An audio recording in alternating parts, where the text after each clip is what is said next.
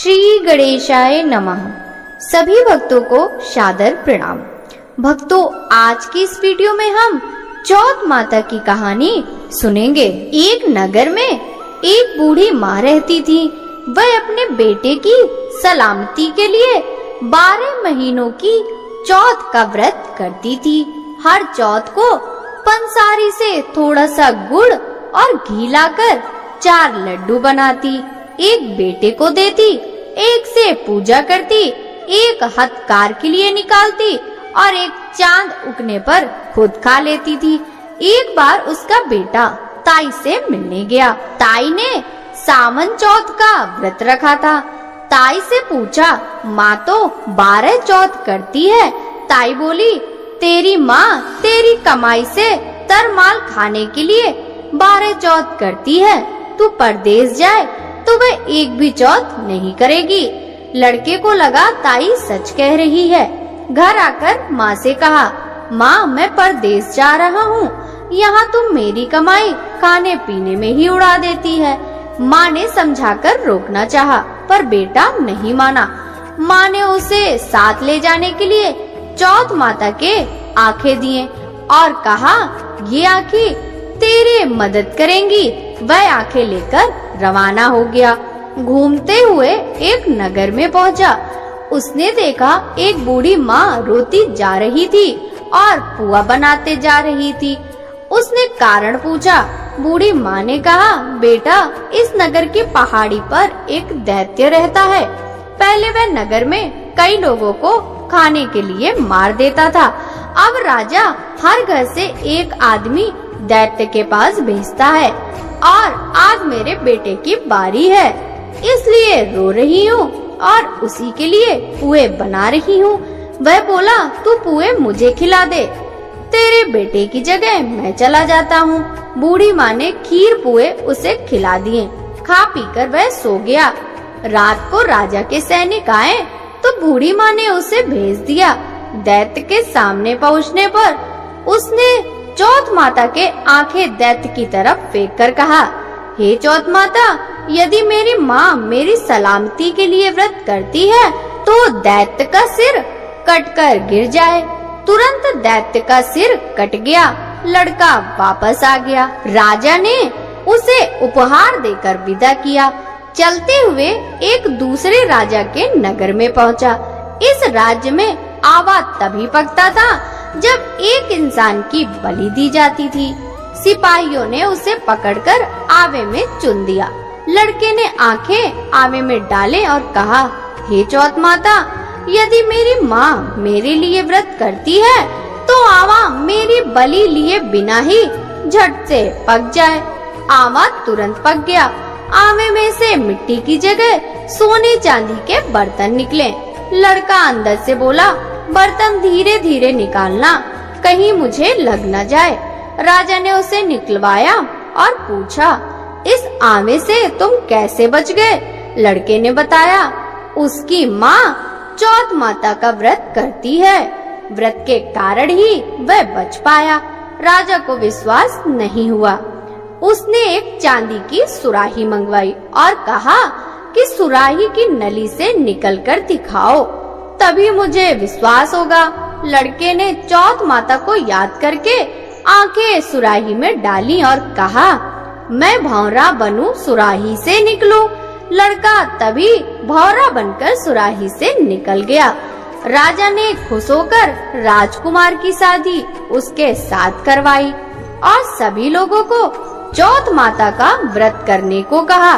उसे माँ की याद आई।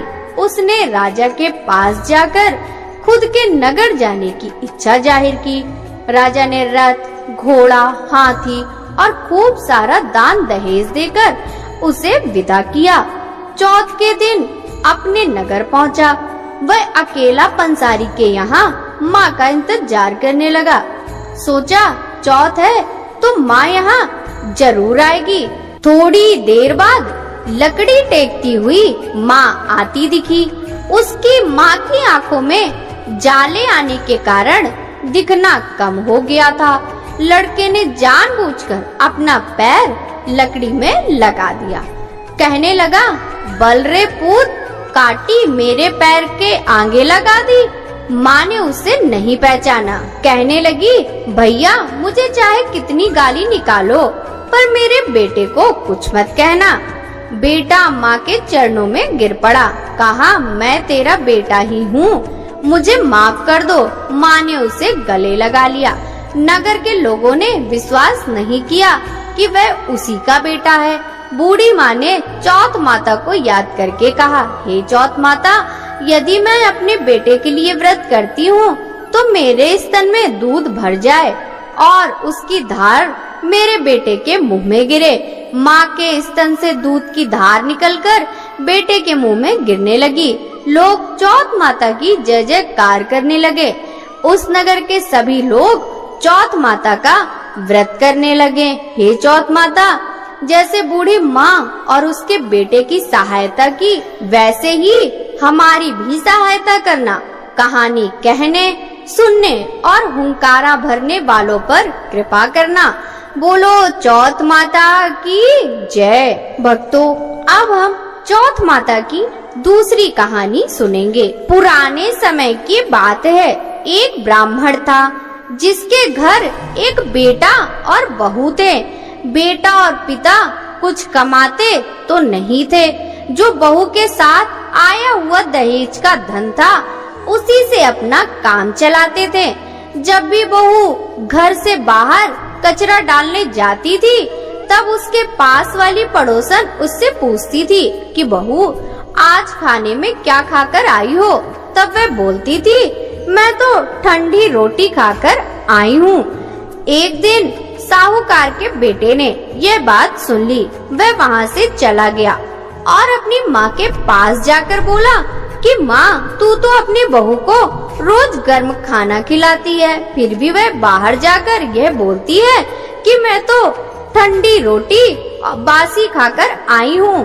तब माँ ने कहा, बेटा, मैं तो चारों थालियों में बराबर गर्म खाना परोसती हूँ। यदि तुम्हें यकीन नहीं है तो तुम खुद ही देख लेना।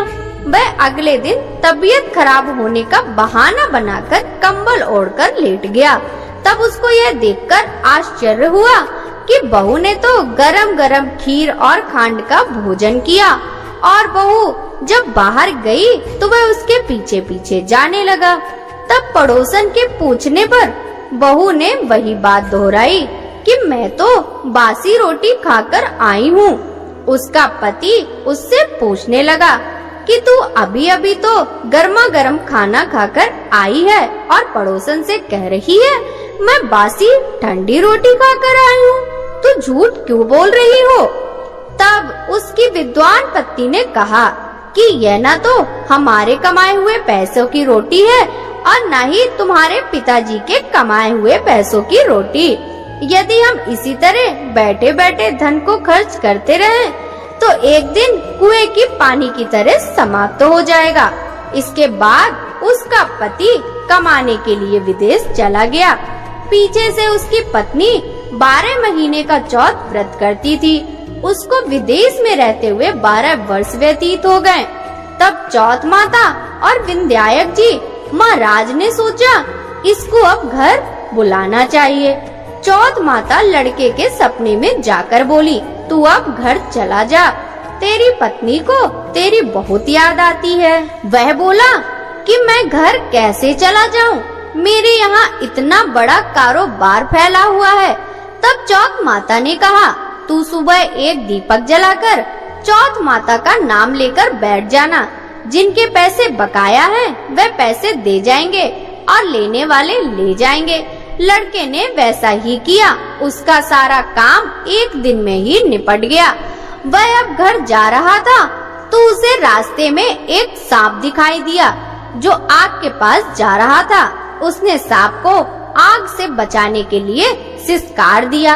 ऐसा करने से नागराज क्रोधित हो उठे और कहा कि मैं तो इस पाप योनि से मुक्ति के लिए जा रहा था, तूने मुझे सिसकार दिया, अब मैं तुझे डस लूंगा। तब वह लड़का बोला, मैं 12 वर्ष बाद अपने घर जा रहा हूँ, आप मुझे अवश्य ही डस लीजिएगा, किंतु आज मुझे अपने घर वालों से मिलने दीजिए। आप कल रात को आकर मुझे डस लेना। नाग ने उसकी शर्त मांग ली और वहाँ से चला गया। जब लड़का घर आया तो वह उदास था। उसने अपनी पत्नी के पूछने पर सारी बात बता दी। उसकी पत्नी बहुत चतुर थी। उसकी पत्नी ने एक सीढ़ी पर दूध का कटोरा रख दिया, दूसरी सीढ़ी पर बालू रेत बिछा दी, तीसरी पर फूल माला बिखेर दिए, चौथी पर इत्र छिड़क दिया, पांचवी पर मिठाई रख दी, छठी सीढ़ी पर जौ और सातवीं पर रोटी रख दिया। रात को जब सांप आया तो पहले उसे ठंडी ठंडी रेत में लौटकर आया, फिर दूसरी सीढ़ी पर दूध पिया। कहा मैं एक ब्राह्मणी के बेटे को डसता नहीं, लेकिन वचन दिया है इसलिए डसना पड़ेगा। फिर हुआ फूल माला की सीढ़ियों से प्रसन्नता पूर्वक इत्र की खुशबू लेता ऊपर की ओर आने लगा। सांप को ऊपर आता देख विंध्यायक जी ने चौथ माता से कहा, इस ब्राह्मणी के बेटे की रक्षा करनी होगी, क्योंकि इसकी पत्नी इसके लिए चौथ का व्रत करती है, उसका फल तो देना ही पड़ेगा। तब विंध्यायक जी ने सीढ़ी पर रखे हुए आँखों से सुई बनाए और माता ने रोटी की डाल और सांप के आगे लगा दी। विंध्यायक जी ने जौ के सेल बनाए थे, उनसे सांप की मौत हो गई। सुबह उस लड़के से मिलने गांव के लोग आने लगे, क्योंकि वह 12 वर्ष के बाद वापस घर आया था। लोगों ने उसे आवाज दी, लेकिन वह तो उदास बैठा था, इसलिए नहीं बोला। जब उन्होंने देखा कि सीढ़ियों पर तो खून पड़ा हुआ है, तो वे चिल्लाने रोने चीखने लगे कि ब्राह्मण, आज तो तेरा बेटा मर गया। यह सब देखकर ब्राह्मणी भी जोर जोर से रोने लगी। आवाज सुनकर बेटा नीचे आया और कहा कि माँ, मैं मरा नहीं हूँ, यह तो मुझे डसने आया सांप मरा पड़ा है। यह सब देखकर उसकी पत्नी भी प्रसन्न हो गई कि मेरे पति के प्राण बच गए। उसने चौथ माता को धन्यवाद दिया और कहा कि यह तो चौथ माता ने मेरे व्रत करने का फल दिया है। चौथ माता जैसे फल ब्राह्मणी के बेटे को दिया, वैसे सभी को देना। कहानी करने वाले को, कहानी सुनने वालों को, हुंकार देने वाले को और पूरे परिवार को देना। बोलिए चौथ माता की जय हो। भक्तों, आशा करती हूँ कि आपको भादुड़ी चौथ माता की कथा पसंद आई होगी। भक्तों, यदि आपको भादुड़ी चौथ माता की कथा पसंद आई हो तो इस वीडियो को लाइक कर ज्यादा से ज्यादा भक्तों के साथ शेयर कीजिएगा। साथ ही वीडियो के कमेंट बॉक्स में चौथ माता की जय लिखना बिल्कुल भी मत भूलिएगा। आपसे मिलते हैं अगली कथा के साथ। तब तक सभी भक्तों को हरे कृष्णा, राधे राधे।